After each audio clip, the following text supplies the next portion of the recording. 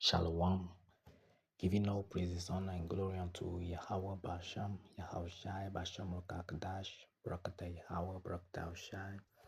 And Yahweh is the name of the Heavenly Father's true name, whom they work in honor to call God. And Yahushai is the name of the Heavenly Father's Son's true name, whom they work in honor to call Jesus Christ. And giving double honors unto the apostles and elders of Great Millstone taught me this truth.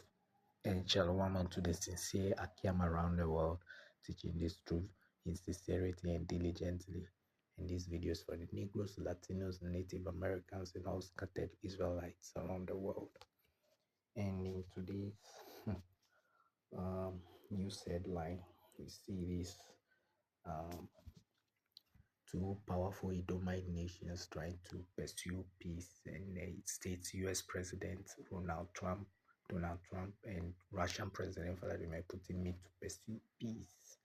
And this is fair use, and this is for educational purposes only.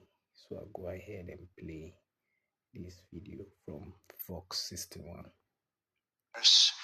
Today, I would like to hope that the agreement that we've reached together will help us bring closer that goal and will pave the path towards peace. After some strong talk that he wanted a ceasefire in Ukraine agreed upon today, President Trump, as you heard, said he is nevertheless happy with the progress made towards one, even as no agreement has been reached yet. Thank you for joining us here for the Fox 61 News at 10 o'clock. I'm Tim Lammers. Now, today's meeting with Russian President Vladimir Putin in Alaska was likely not going to end the war between Russia and Ukraine, at the very least because Ukrainian President Volodymyr Zelensky wasn't even a part of the discussion. But what progress was made? While public details are still sparse, Putin said an understanding was reached, while President Trump said there are still points that need to be agreed on. Here's Connor Hansen with more. Talks between President Trump and Russia's Vladimir Putin lasted for nearly 3 hours. The two leaders agreed they'd like to stop the fighting in Ukraine and restore Russia-U.S. relations, but there was no mention specifically of an immediate ceasefire. President Trump and Russian President Vladimir Putin began their high-stakes summit with a handshake, but ended without a ceasefire in Ukraine. I will call up the various people that I think are appropriate, and I'll, of course, call up President Zelensky and tell him about today's meeting. It's ultimately up to them. We need to eliminate all the primary causes of that conflict and agree with President Trump that naturally the security of Ukraine should be ensured as well. After greeting one another at Elmendorf Air Force Base, the two leaders took President Trump's limo to the summit site where they spoke for more than 2.5 hours. President Trump says he wouldn't accept anything less than a ceasefire during Friday's talks. To end the fighting, Moscow has called for an end to Western weapons shipments to Ukraine and demanded Kyiv give up territory as part of any potential peace deal. There were many, many points that we agreed on, most of them, I would say, a couple of big ones that we haven't quite gotten there, but we've made some headway. Trump suggested there will likely have to be some give and take on boundaries, but Ukrainian President Volodymyr Zelensky says Ukraine won't give up any territory captured by Russia during the war. We hope for a strong position from the U.S. Everything will depend on this. The Russians respect American strength alone. There was no word on a second meeting involving Zelensky, though President Trump said he'd be calling him shortly after the summit. Both Trump and Putin suggested they would be speaking again soon, Putin even inviting Trump to visit Russia. In Anchorage, Alaska, Connor Hansen, Fox 61. Oh, Connor, thank you. All right, so the question is, who got more out of the meeting, or at least got what they wanted? We spoke with Matthew Schmidt, a foreign affairs expert and professor at the University of New Haven. He specializes in Russia and Ukraine. He said, in a way, Putin got a win before the talks even started. It was a huge win for Putin, and Trump knew it. If you looked at his body language when he came out for that press conference, he looked sullen. Symbolically, this was a huge win to do it in Alaska. The Russians call it Russian America, which evokes the idea of Russia and Ukraine, which was all over the Russian press. Putin got what he wanted here, which is that he came off as the person in charge. Well, just days ago, Trump said Russia would face, quote, very severe consequences, end quote, if Russia wasn't serious about trying to end the war. Well, Professor Schmidt said the president not mentioning any consequences in the post-summit press conference was, in his words, a glaring silence. Season the banish the snubbing him. The story that Putin tells himself, and critically the story that he sells to his population in order to support the war, is that it's not really a war with Ukraine, that Ukraine is a proxy for the West, and therefore his attention should be with the leader of the West, right, the President of the United States, and not Zelensky. And he doesn't want to put Zelensky on that podium with him as a kind of equal. Well, we do have full coverage of today's historic event on Fox61.com and on the free Fox 61 News app.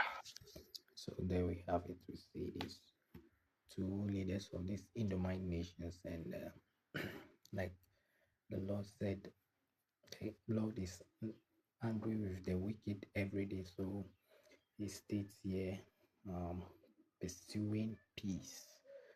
That's their topic. So what they are trying to achieve here, they are trying to pursue peace, but we know according to the scriptures that will never be so, because the Lord said there is no peace unto the wicked. And I'll go straight to the book of Isaiah 48 verses 22. There is no peace, save the Lord Yahweh Basham and Hausham to the wicked can. So no matter what kind of agreements that will happen or take place, no matter what, the Lord's word will definitely come to pass, as in the book of let's see, Isaiah 50.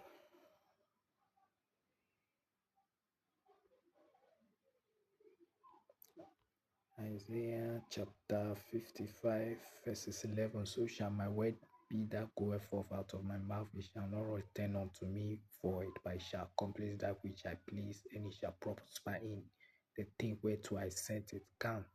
So and so what the Lord here has decreed is, because he said there is no peace save the Lord unto the wicked.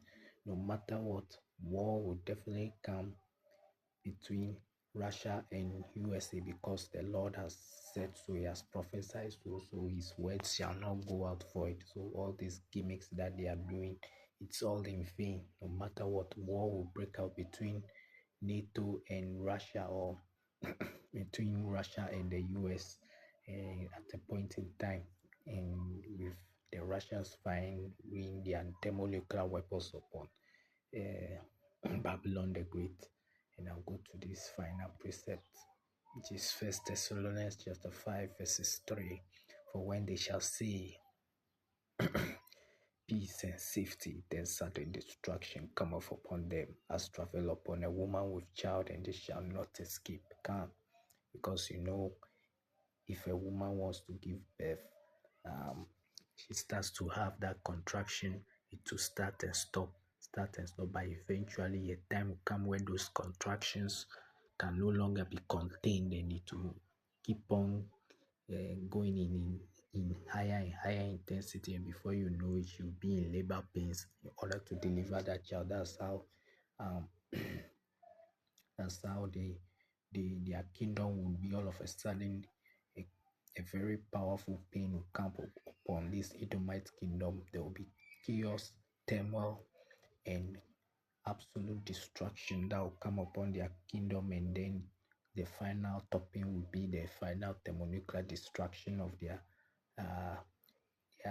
the Edomite capital of the world, which is Babylon the Great, USA. And so they shall, because clearly we can see that the US trying to establish peace, even though they are creating wars elsewhere.